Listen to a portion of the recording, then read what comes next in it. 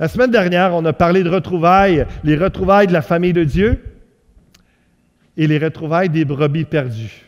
J'ai entendu plusieurs commentaires encourageants de combien de personnes ont été touchées, ont été rejoints par cette parole. Et puis, je prie que ça continue, qu'on puisse aller un peu plus loin dans le cheminement des retrouvailles, de ce qu'on va parler ce matin. Et on était bénis de voir dans cette première réunion, dans cette grande rentrée la semaine passée, il y avait quand même 6 nouvelles personnes, des gens qui n'étaient jamais venus ici à l'Église. On rend gloire au Seigneur, on peut rendre grâce au Seigneur.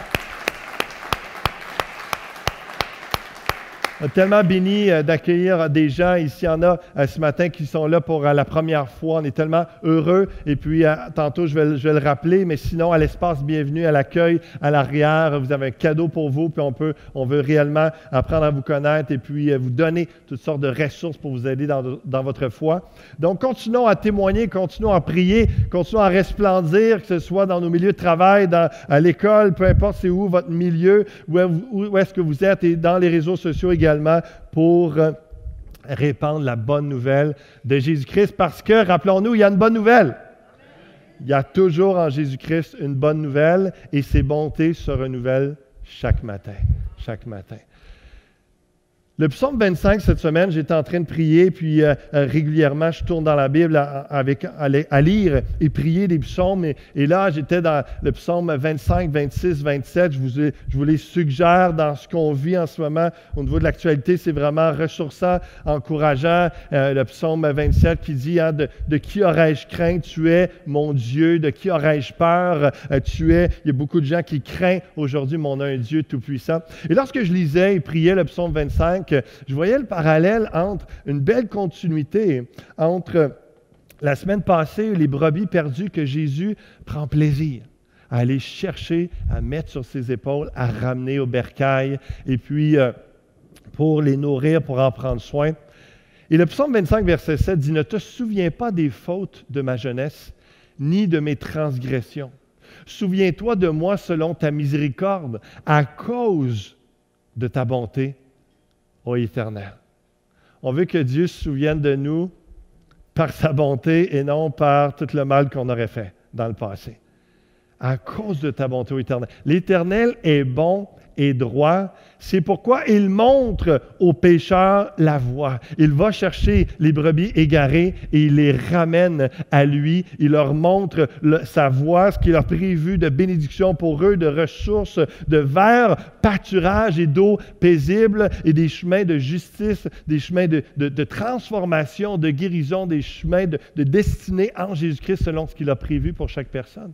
Et il conduit les humbles dans la justice. Il enseigne aux humbles sa voie. On avait parlé de l'importance de ces gens-là qui sont appelés à une repentance de leurs péchés, des choses qui déplaisent à Dieu. On ne peut pas être considéré comme humble et comme des gens qui reviennent à Dieu si on ne se repent pas, si on ne change pas, si on ne se détourne pas de notre ancienne vie.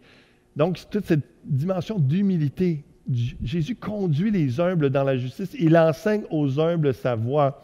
Tous les sentiers de l'Éternel sont miséricorde et fidélité pour ceux qui gardent son alliance et ses commandements. C'est à cause de ton nom, Éternel, que tu pardonneras mon iniquité, car elle est grande. Quel est l'homme qui craint l'Éternel? L'Éternel lui montre la voie qu'il doit choisir. Son âme reposera dans le bonheur et sa postérité possédera le pays. La dimension de la vie éternelle en Jésus-Christ, de cette possession spirituelle qu'on a en lui.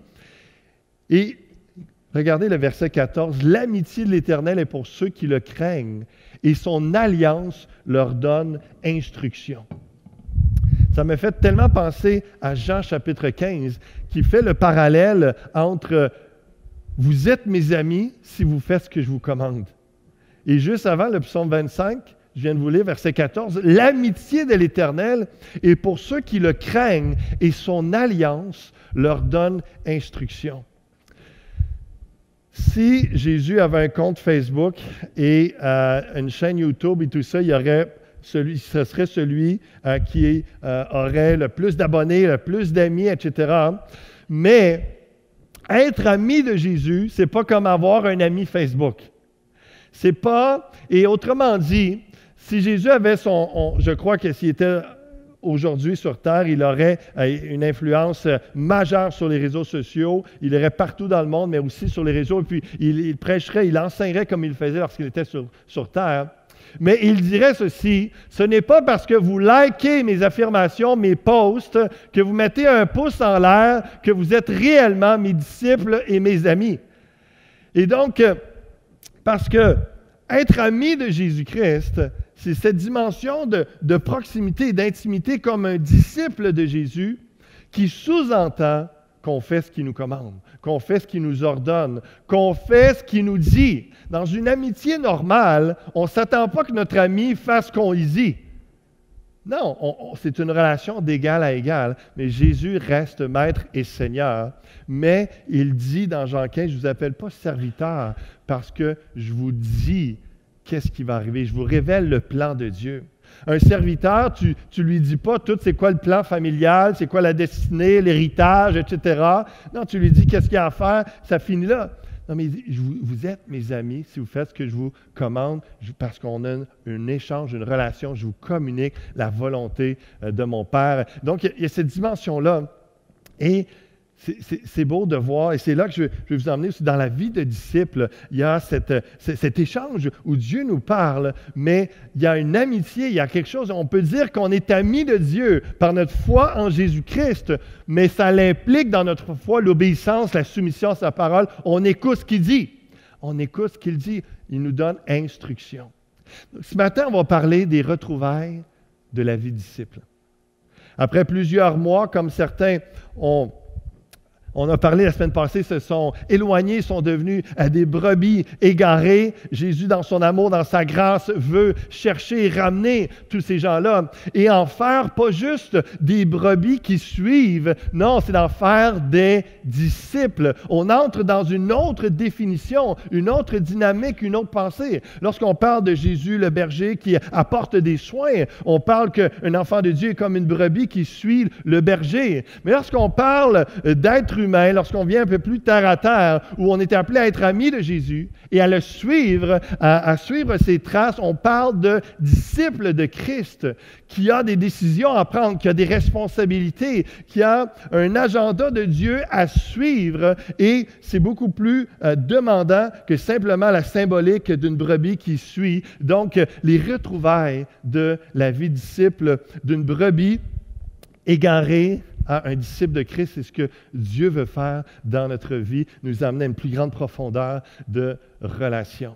On connaît le mandat divin de Matthieu 28, versets 19 et 20. « Allez, faites de toutes les nations des disciples, les baptisant au nom du Père, du Fils et du Saint-Esprit, et enseignez-leur à observer tout ce que je vous ai prescrit.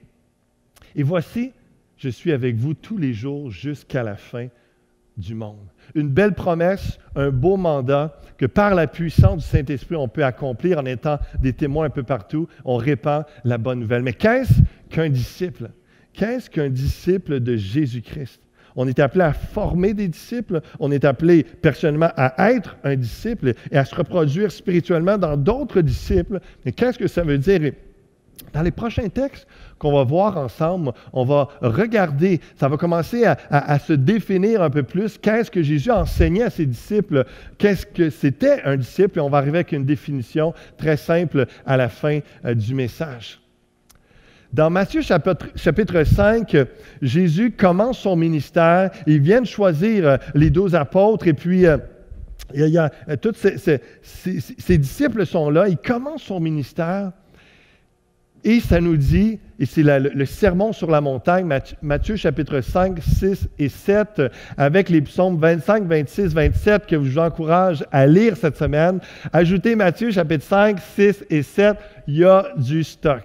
Il y a vraiment beaucoup de choses à saisir. Jésus est assis avec ses disciples et il les enseigne. Voyant la foule, Jésus monta sur la montagne et après qu'il se fut assis, ses disciples s'approchèrent de lui, puis ayant ouvert la bouche, il les enseigna et dit. On va voir dans quelques instants ce qu'il dit. Les brebis étaient égarées, Jésus va les chercher. Là, on est revenu, nous sommes appelés, on a une responsabilité de s'approcher et d'être instruits. d'aller vers Jésus-Christ. Jésus, comme un maître, comme un rabbin juif de l'époque, il s'assoit et les gens viennent à lui pour être enseignés. Aujourd'hui, on a des chaises, on a des tables, et heureusement, parce que je suis tellement pas flexible que j'aurais eu de la difficulté à rester assis longtemps pour vous enseigner en indien ou peu importe. Mais il y a toute cette proximité. Puis déjà, la première chose qu'il faut saisir, ce que l'évangéliste Matthieu écrit, première chose, il mentionne, après le baptême de Jésus-Christ, le Saint-Esprit qui vient sur lui, il choisit des disciples, il les enseigne. Il les enseigne. La vie de disciple, premièrement, c'est d'aller vers le Maître, d'aller au pied de Jésus-Christ et d'être enseigné. La première leçon de Jésus, première chose qu'il dit, « Heureux les pauvres en esprit, car le royaume des cieux est à eux. » Il y a plusieurs définitions de ce que c'est être pauvre en esprit, mais c'est toute la dimension d'humilité où ce que tu vas vers Jésus, puis tu dis, je suis pauvre, aveugle et nu, j'ai besoin que tu me donnes la vie, j'ai besoin que tu m'enseignes, j'ai besoin que tu me guérisses, que tu me pardonnes de mes péchés, j'ai besoin que tu m'enseignes. C'est l'humilité. Ceux qui sont riches en esprit, ceux qui pensent qu'ils n'ont pas besoin de Dieu, de Jésus-Christ, de la Bible, de sa parole, ne vont pas s'approcher de Jésus-Christ pour être enseignés. Heureux, bénis, il y a le shalom, il y a le bonheur de Dieu et sur ceux qui reconnaissent qu'ils ont besoin de Jésus, qui sont enseignables. Es-tu enseignable? Es-tu enseignable? C'est ça qui est difficile d'élever des adolescents. Hein? Il y en a-t-il qui sont dans mon cas en ce moment? Parce qu'on a tous passé par là. À un certain âge, on sait tout, on connaît tout. Puis nos parents, là, ils n'ont rien à nous apprendre. C'est un peu l'impression que ça donne parfois. On essaie de leur dire « Je le sais! » Il y a cette réalité. Et une des valeurs que je veux communiquer à mes filles d'amour, c'est d'être enseignable. Pas juste quand papa y parle, quand les autorités parlent, quand un pasteur parle, quand maman, quand un professeur, quand tu lis ta Bible, Dieu te parle. Es-tu enseignable? Et est-ce que tu vas toi-même t'approcher de Jésus pour t'asseoir à ses pieds de qu'est-ce que tu as à m'enseigner, Jésus, aujourd'hui? Heureux les pauvres en esprit, le royaume des cieux est à eux. Ça, c'est toute une grâce, c'est toute une bénédiction. Si vous avez soif de Dieu, si vous êtes humble, si vous cherchez à apprendre, à connaître, vous êtes dans la bonne place dans le royaume de Dieu. Et c'est auprès du Seigneur. Donc, première leçon, on ne va pas toutes les voir parce que je vous le dis, on passerait des heures et des heures. Je vous invite à aller en profondeur. Je vais juste faire un survol, puis après ça, on va s'arrêter à un texte. Donc, on voit quelques pensées en rafale. Au verset 10, il va dire « Heureux ceux qui sont persécutés pour la justice, car le royaume des cieux est à eux. » Déjà, il est dans son premier entretien avec ses disciples, puis déjà, il parle de persécution. C'est pas encourageant, mais Jésus est réel. Et il sait qu'il ne vient pas juste les dorloter. Non, il les prépare à la guerre, il les prépare à une guerre spirituelle, jamais physique. Il les prépare à un combat où l'ennemi veut les faire décourager, dévier du plan de Dieu. Et il sait qu'il va y avoir toutes sortes de réalités dans la société anti-chrétienne, le message de Jésus-Christ. Et heureux ceux qui sont persécutés. Pourquoi? Pour la justice. Pour la justice. Car le royaume des cieux est à eux. Après ça, il va dire des déclarations comme « Vous êtes le sel de la terre. Vous êtes la lumière du monde. Que votre lumière luise ainsi devant les hommes, afin qu'ils voient vos bonnes œuvres et qu'ils glorifient votre Père qui est dans les cieux. » Jésus commence à parler du cœur. Tu veux être un disciple, sois bien disposé. Sois humble, sois enseignable, cherche à apprendre, à comprendre. Peu importe l'âge que tu as, peu importe le diplôme que tu as des choses à connaître encore. Tu as des choses à apprendre. Jésus veut t'enseigner encore, puis je pense que c'est le maître des maîtres. C'est la personne qui peut te donner les meilleurs conseils, les meilleures instructions, et pas juste, non seulement des principes généraux pour ta vie, mais des paroles très précises dans tes relations, dans ta gestion émotionnelle, dans ton travail, dans tes finances, dans ton mariage, dans tous les aspects de ton cœur, de ta vie, de tous les domaines de ta vie. Jésus peut t'enseigner. Et là, il parle de donc pauvre en esprit. Et puis, il parle la dimension que ce ne sera pas toujours rose, il va y avoir des persécutions. Puis après ça, un disciple de Christ, ce n'est pas juste tout le temps à l'intérieur. Il y a quelque chose qui se voit. Tu es le sel de la terre, tu fais une transformation, tu purifies la société, tu emmènes une lumière dans les ténèbres. Il y a des œuvres, il y a des paroles, il y a quelque chose qui transcende, qui sort, qui transpire de ta vie, qui montre que tu es un disciple de Christ. Quand je vous le dis, si votre justice ne surpasse pas celle des scribes et des pharisiens, vous n'entrerez point dans le royaume des cieux. Les scribes et les pharisiens, eux, étaient ceux qui se croyaient riches en esprit, qui croyaient qu'ils avaient l'affaire, ils savaient tout. Mais Jésus leur dit combien de fois, « Malheur à vous, hypocrites! » Parce que vous citez des versets comme ça, mais vous ne les appliquez pas. Vous citez plein de choses, vous avez plein de connaissances, vous mettez des fardeaux sur les autres, vous jugez, vous portez des jugements sur les gens. Mais dans la vraie vie, quand les gens ne vous voient pas, vous ne vous comportez pas comme un enfant de Dieu. Donc, il dit, il faut que votre justice, ça veut dire votre pratique, votre vie de tous les jours, il faut que ça soit une coche de plus que ça.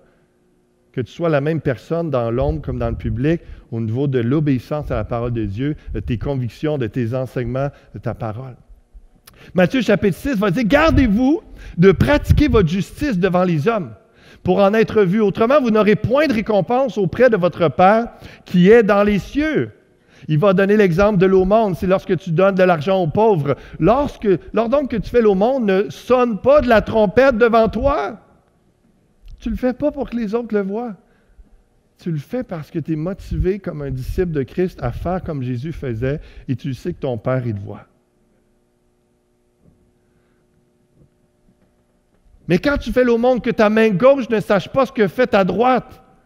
L'image est forte, tellement de dire, fais ça dans l'ombre, fais ça vraiment dans l'humilité, pour Dieu, pour le bien de la personne qui est là, et non pour être vu, afin que ton aumône se fasse en secret, et ton Père qui voit dans le secret te le rendra. Lorsque vous priez, ne soyez pas comme les hypocrites. Il va dire plus loin, mais quand tu pries, entre dans ta chambre, ferme ta porte, prie ton Père qui est là dans le lieu secret, et ton Père qui voit dans le secret te le rendra. Il y a des temps de prière en Église, de prière publique, mais Jésus est en train d'adresser un disciple de Christ. Ne fait pas juste la vie chrétienne quand il est en assemblée, quand il est à la synagogue, quand il est dans le bâtiment ici à l'Église Fusion. Non, c'est en tout temps. Puis tu ne le fais pas pour les autres, tu le fais parce que tu aimes Dieu. Tu marches sur ses traces et tu suis Jésus-Christ et tu es le même dans ta chambre, dans le secret, que dans le public. Tu aimes Dieu, tu veux suivre et tu veux aller à ses pieds, entendre ses enseignements. Si vous pardonnez aux hommes leurs offenses, votre Père céleste vous pardonnera aussi. Mais si vous ne pardonnez pas aux hommes, votre Père ne vous pardonnera pas non plus vos offenses. On est rendu un peu plus loin dans le chapitre 6. Et là, lorsque vous jeûnez, ne prenez pas un air triste comme les hypocrites. Encore une fois, il va parler des pratiques spirituelles où tu es un disciple de Christ. Ça paraît à quelque part. Ça paraît dans ta vie de tous les jours, dans ta semaine, ça paraît dans tes paroles, ça paraît dans tes motivations, dans tes buts de ta vie. On voit Jésus qui enseigne ses disciples. Et là, on peut dire être lumière du monde sans vouloir être vu. C'est un peu, peut-être, c'est antagoniste, c'est contraire. Non. Question de motivation. Question de motivation. On est appelé à être la lumière du monde, mais notre motivation n'est pas de vouloir être vu, c'est que Jésus-Christ soit vu. Glorifions le Père et non nous-mêmes. Dans une vie, dans une société de marketing, c'est très difficile aujourd'hui de faire les choses pour la bonne raison. Il y a plein de sociétés et d'organismes qui font des chèques pour les autres, mais tout le long de l'année, ils n'ont aucune... They don't care about, ça ne leur dérange pas vraiment la cause, mais là, une fois de temps en temps, ils posent dans le journal avec le chèque, ils font un don, et là, ils sont contents, ils sont vus. Puis après ça, ils passent à autre chose, continuent leur train-train. Ça, c'est nos entreprises aujourd'hui pour la plupart, souvent. Et non de faire, et des fois, je suis surpris parce que ce n'est pas un gros montant. 1 000 $, 2 000 $, puis pas un peu gênant, non? Mais ils veulent être vus, c'est important. Non. Encourage les autres à donner. Sois un exemple, donne, mais tu n'as pas besoin d'être vu pour ça. Tu le fais pour la cause. La cause va avancer. Eux, si l'organisme veut faire quelque chose, te remercier, c'est libre à eux, mais soit le marketing. Mais le disciple, la vie du disciple, soit la lumière du monde, mais pas pour être vu toi-même. Glorifions le Père et non nous-mêmes. Maintenant, on pourrait, comme je dis, passer des heures sur Matthieu 5, 6 et 7, et ce serait pertinent, mais on ne prend pas le temps ce matin pour tous ces détails-là. Je compte sur vous pour les lire, puis vous m'écrirez « Hey, ça m'a béni, tel verset. Puis on en jasera pendant la semaine, Matthieu 5 à 7, le sermon sur la montagne. Tout de suite après ça, dans Matthieu chapitre 8, Jésus donne la clé pour la vie disciple. Et je le reprends sous une autre forme dans Luc chapitre 9 parce qu'il y a un angle, une inspiration que j'ai eue, mais la pensée est la même. Quelle est la clé pour réussir à être disciple de Jésus? Parce que si vous lisez Matthieu 5 à 7, vous allez voir que, c'est quand même quelque chose. Puis, connaissant certaines personnalités des gens, elle commencera à stresser, à dire, j'ai peut-être oublié quelque chose aujourd'hui. Là. Qu'est-ce qu'il fallait que je fasse là, pour être disciple? Est-ce que je suis en train de déplaire à Dieu dans quelque chose? Est-ce que je manquais quelque chose? C'est quoi, Seigneur? Au lieu d'être dans une relation d'amis qui va chercher instruction et qui marche. Mais il y a une clé qui nous aide que si tu vis cette clé-là, tu peux être certain que tout ce qui est écrit dans Matthieu 5 à 7 va être inclus là-dedans. On pourrait parler des 2 commandements, d'aimer Dieu, d'aimer son prochain, mais ce n'est pas ça la clé par rapport à la vie de disciple qui est mentionnée dans Luc chapitre 9, à partir du verset 23. Il dit à tous, si quelqu'un veut venir après moi, qu'il renonce à lui-même, qu'il se charge chaque jour de sa croix et qu'il me suive. Qu'est-ce que ça représente, cette symbolique de se charger de la croix? C'est de mourir à soi-même. C'est de considérer notre vie comme une malédiction, notre vie sans Dieu, et qu'on décide de suivre Christ pour crucifier notre chair, mourir à nous-mêmes pour vivre en Jésus-Christ, vivant pour lui. Celui qui voudra sauver sa vie la perdra, mais celui qui la perdra à cause de moi la sauvera. C'est quand même touché, c'est hors de notre pensée naturelle humaine. Les gens cherchent à sauver leur vie. Les gens aujourd'hui cherchent à sauver leur vie. Et que servirait-il à un homme de gagner tout le monde entier s'il se détruisait ou se perdait lui-même?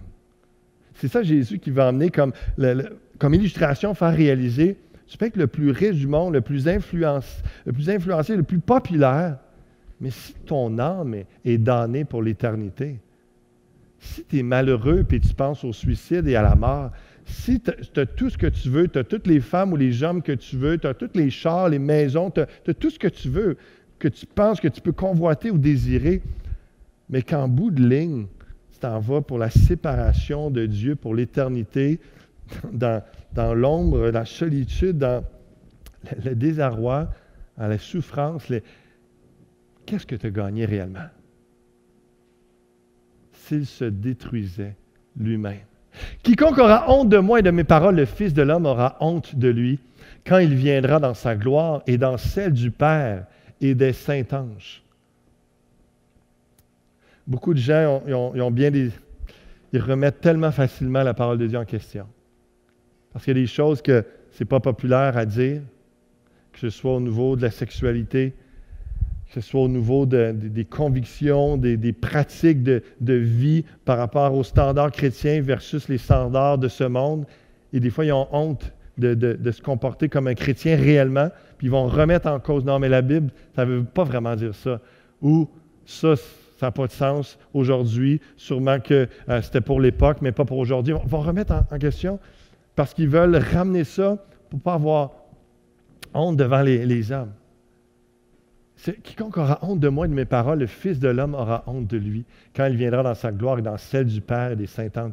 Je vous rappelle que Jésus est avec ses disciples en train de les enseigner, en train de leur parler c'est quoi être un disciple. Puis là, il s'adresse à tous, toute la foule qui s'est assemblée.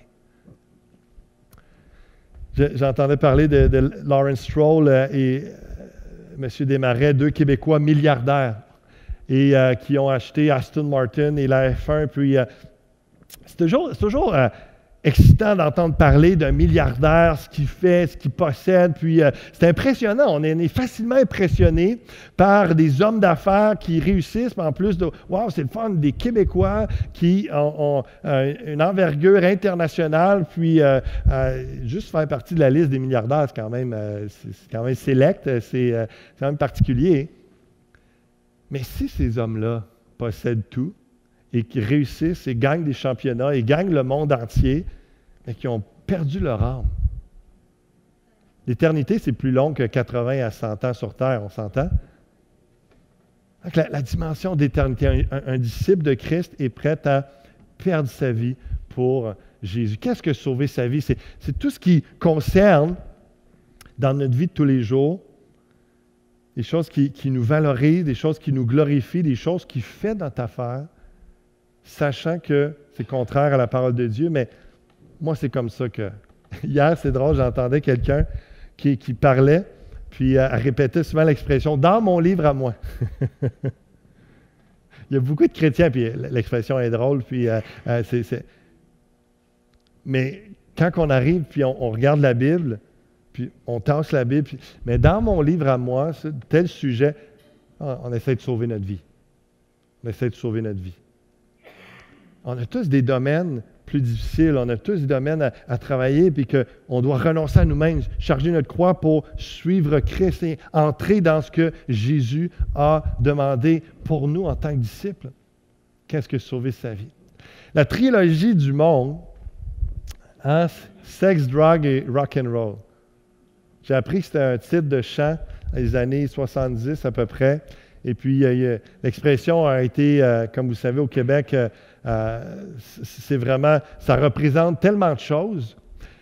La trilogie qu'on voit du monde dans 1 Jean 2,16, convoitise de la chair, convoitise des yeux, orgueil de la vie, qui implique toute l'attrait des richesses du monde aussi. C'est la dimension des plaisirs de la vie, plaisirs sexuels, plaisirs sensuels, la convoitise de ce qu'on veut posséder et plaire aux hommes, impressionner les gens, etc., etc. Puis, et tout ça, c'est vraiment lorsqu'on pense que sauver sa vie, cette expression-là est quand même bonne, sex, drug et rock and roll, parce que on entend l'expression, mettons, on voit je me rappelle certains films où tu as des gars dans une camionnette, puis là, sont debout à l'extérieur, j'ai une image, je ne sais même pas quel film, mais c'est juste, et puis là, ça crie, ça part en trompe, là, ça crie rock and roll, puis là, ils s'en vont faire un crime. C'est un peu le contexte. C'est let's go rock and roll, on s'en va à l'aventure, on s'en va faire de quoi de fou, ça va être malade, ça va être illégal, ça va être dangereux, c'est rock and roll. C'est un peu tout ça. Et cette expression-là, et combien même de chrétiens luttent encore, alors que sauver ta vie, c'est ça, puis perdre ta vie, c'est chercher l'inverse, c'est chercher les valeurs du royaume. Chercher les valeurs du royaume, comme Jésus enseigne dans Matthieu quoi déjà? 5 à 7. Moi, je suis en train de perdre ma vie. Et je suis heureux comme tout. Je réfléchissais à ça, comment aux yeux du monde, vous savez, des fois, quand on fête notre anniversaire de mariage, nous, on est rendu à 18 ans de mariage cet été, puis dans le milieu chrétien ou en général, ouais, gloire à Dieu, félicitations, etc. Et dans un certain milieu, on lançait une blague de « Ah ouais, boy, c'est courageux, prisonnier depuis toutes ces années-là, tout ça. » Puis c'est un peu, quand on pense comme eux, c'est hey, « Moi, j'étais en train de perdre ma vie, là, avec la même femme depuis 18 ans. J'ai manqué, là, je ne sais pas combien de femmes, je ne sais pas combien d'ITS, d'MTS. J'ai manqué, là, de toutes sortes de brisements émotionnels, de blessures, de déceptions, de fausses apparences, impressions. Hey, j'ai manqué tout ça. Moi, j'étais en train de perdre ma vie. Sexe, drogue et rock and roll. Les richesses de ce monde. Moi, je me promène avec 2 autos 2007-2009. Moi, je suis en train de perdre ma vie, là. Moi, je rentre chez nous, je relaxe, je suis en paix, j'ai aucun stress de est-ce que je dois payer une facture, tout ça. J'ai pas de dette, je ne suis pas stressé du tout. Moi, je suis en train de perdre ma vie, là. Ben voyons, parce qu'il y en a d'autres qui ont des chars de l'année, la grosse maison, plein de choses, mais eux autres, ils ont le privilège d'être stressés financièrement.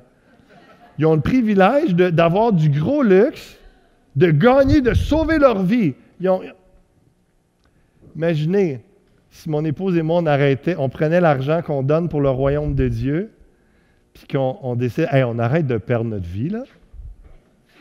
On prend ces milliers de dollars-là, puis on se paye un gros char de luxe, puis des voyages. Hey, on va vivre notre vie, hein? Combien je serais malheureux?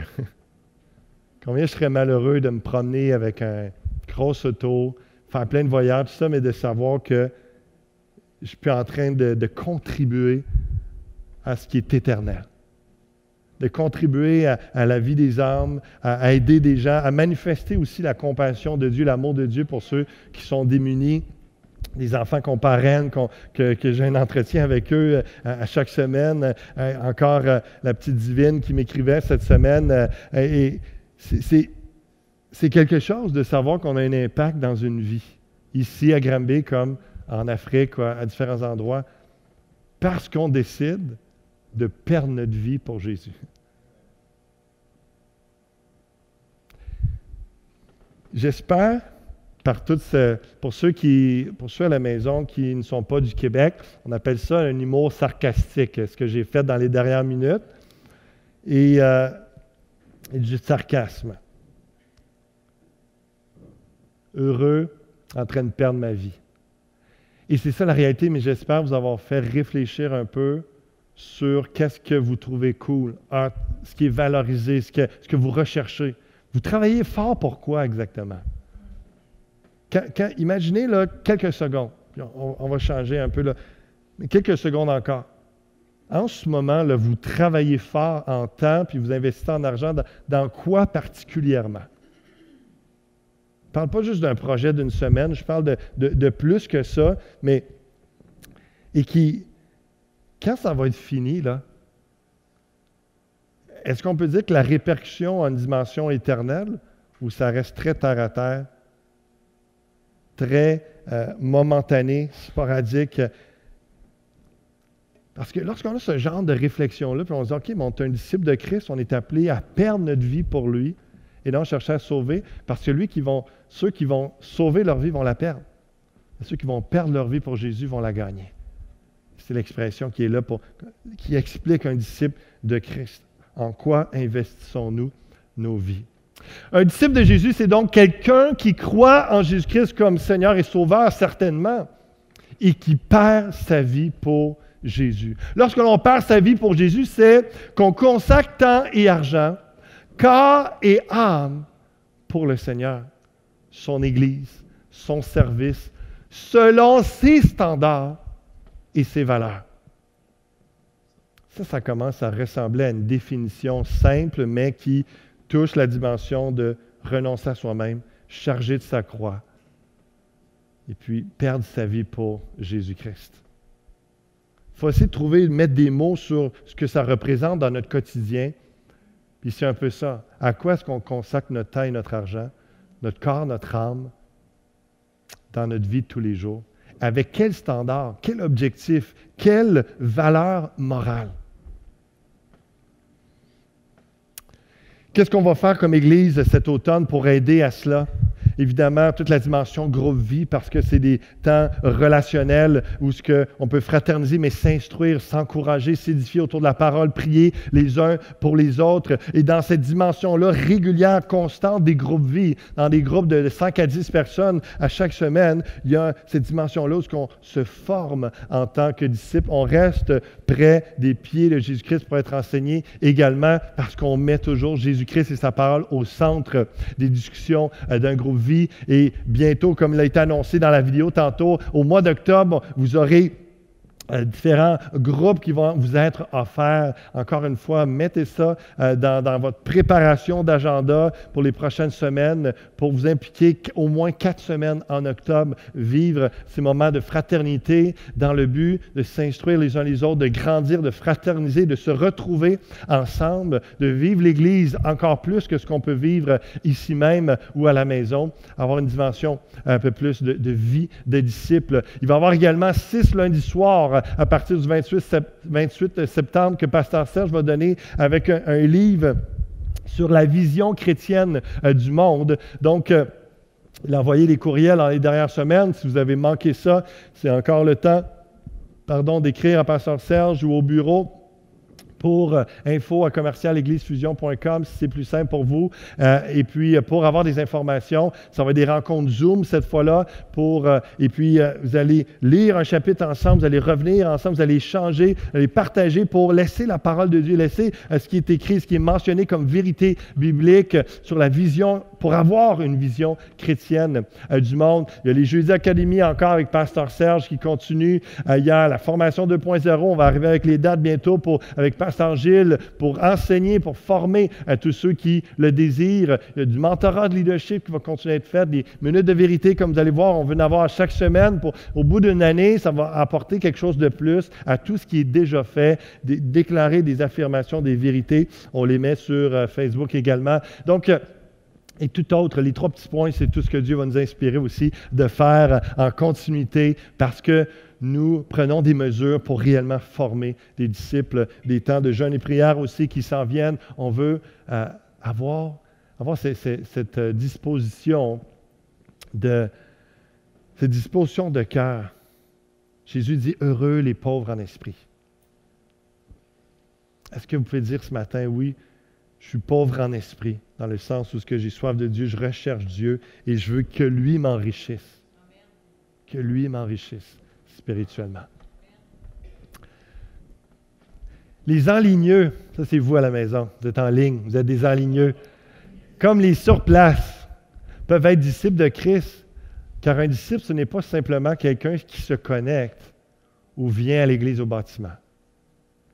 Tout ce qui est mentionné dans Matthieu 5 à 7 peut ne pas être accompli, même si vous vous connectez, même si vous venez au bâtiment, ça dépend de votre attitude de cœur, ça dépend de votre démarche, et ça dépend si le dimanche s'inscrit dans une continuité de 7 jours de semaine ou si c'est votre religion du dimanche. Un disciple de Christ, le dimanche, la réunion, que ce soit en ligne ou sur place, fait partie d'un tout. Mais même là, c'est insuffisant, le peu qu'on va jaser à la fin. Après, c'est dans les groupes vie, dans la semaine, c'est dans les échanges, c'est lorsqu'on plonge notre nez dans la parole et qu'on continue et qu'on témoigne, etc. Toute cette réalité-là du quotidien qui fait qu'on n'est pas des hypocrites, qu'on n'est pas des gens, comme Jésus dit à ses disciples, ça, c'est les hypocrites qui font les choses pour être vus. Mais ceux qui ne sont pas hypocrites font les mêmes choses pour plaire à Dieu quand il n'y a personne. Donc, et ça implique aussi prier, louer. On a le droit de louer tout seul, vous savez. Dieu, lui, est là pour entendre notre louange, puis c'est à lui qu'on donne notre louange. Ce n'est pas les uns les autres. Mais c'est bon de louer ensemble, je vous l'accorde. J'aimerais qu'on prie ensemble en quelques instants. Je rappelle que dans quelques minutes, Pasteur Gilles, tu peux aller t'installer pour le Zoom. Dans quelques minutes, on termine. Puis ceux qui sont en ligne, vous voulez discuter avec un pasteur, échanger sur le message, recevoir de la prière, n'hésitez pas à vous connecter. Le lien est dans la zone commentaires, autant sur Facebook que sur YouTube. Donc, dans quelques minutes, vous allez pouvoir avoir cet accès-là. Mais tout simplement, la vie de disciple, c'est de perdre notre vie pour Jésus. Perdre notre vie pour Jésus. Pendant que vous êtes là assis, j'aimerais juste vous invite à fermer vos yeux, puis on va prier ensemble de se présenter devant le Seigneur. Et s'imaginer qu'on vient au pied du Maître, au pied de Jésus-Christ, pour lui parler. Et en passant, frères et sœurs et mes amis, c'est Jésus comme Maître, comme Seigneur, comme celui qu'on approche à ses pieds pour être enseigné, c'est le même que celui qui a été te chercher quand tu étais une brebis perdue.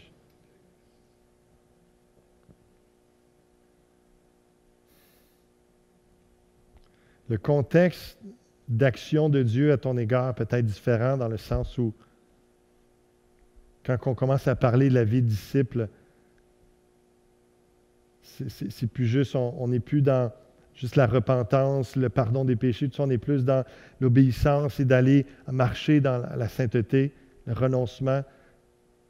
Mais c'est le même Jésus avec la même compassion que lorsqu'on tombe, il nous relève. Qu'on n'a pas à être stressé de savoir, j'ai-tu manqué quelque chose? J'ai-tu déplu à Dieu, etc. Entretiens ta relation avec le Maître. Viens te laisser instruire.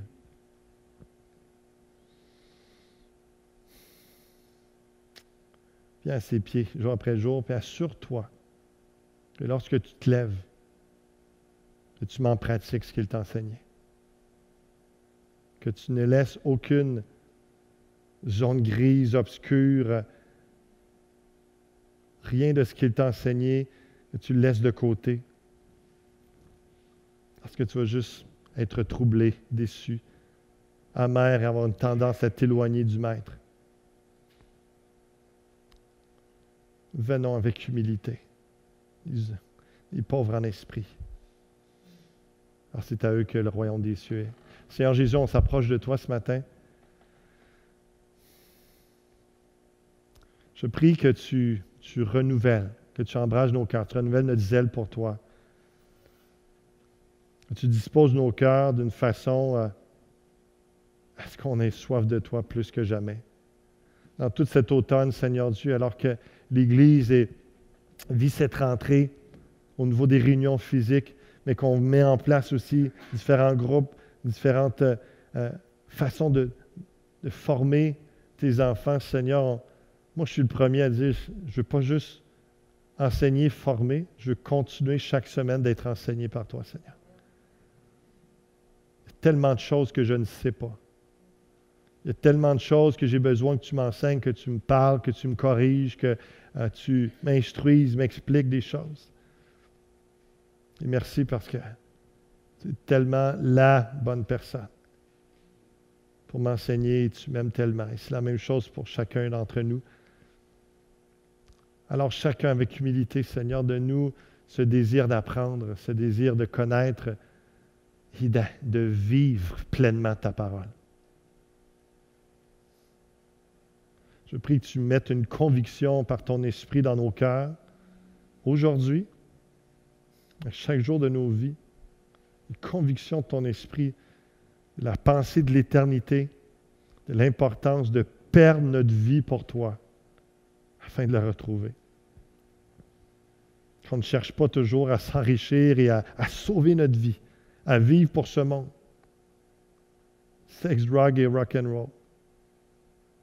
Donne-nous une autre façon de voir la vie, une autre façon de vivre notre vie de tous les jours, notre vie relationnelle et notre rapport à l'argent, notre rapport à la sexualité, notre rapport aux autorités, aux lois, au travail, à ta volonté, à ton plan, Seigneur Dieu. Merci parce que tu nous appelles tes amis. Tu te révèles à nous, tu nous révèles des secrets, dans le sens des plans de Dieu. Parce que ce n'est pas tout le monde qui a accès, seulement ceux qui sont enfants de Dieu. Ceux qui craignent ton nom, qui viennent à tes pieds être enseignés. Révèle-toi à nous, Seigneur, cet automne. Alléluia. Instruis-nous. Fortifie-nous dans ces temps de trouble. Encourage et augmente notre foi, Seigneur. On puisse voir des signes, des prodiges au travers de nos vies, au travers de notre Église, alors qu'on veut être lumière du monde, celle de la terre, glorifier ton nom, Père, de vivre pour toi et non pour nous-mêmes. De nous, Seigneur, réellement d'être remplis de la puissance de ton Esprit et de vivre jour après jour comme disciples de Christ. Alléluia. Qu'on puisse s'aiguiser les uns les autres. Qu'on puisse s'outiller les uns les autres, Seigneur. Bénis ces groupes vie en octobre. Bénis toutes les démarches, les cours, les enseignements. Et inspire au travers des dons spirituels, les uns avec les autres lorsqu'on se rencontre. Les gens peuvent avoir une parole qui fait tellement de différence dans la vie de quelqu'un. Merci de souffler aussi prophétiquement. Tu parles encore. Tu parles encore à tes enfants. Alléluia. Merci, Seigneur, de nous renouveler et qu'on puisse dire semaine après semaine, parce qu'on a marché avec toi comme les disciples sur le chemin d'Emmaüs, il semble que mon cœur y brûle en dedans. Je viens d'avoir un temps privilégié avec mon Seigneur et mon Sauveur. Il m'a enseigné, puis c'était tellement bon. Je pense qu'il y a quelque chose que je peux te partager. Voici, on peut vivre ces dimensions de feu dans notre cœur parce que tu nous auras parlé. On t'aime, Seigneur. Aide-nous à charger notre croix.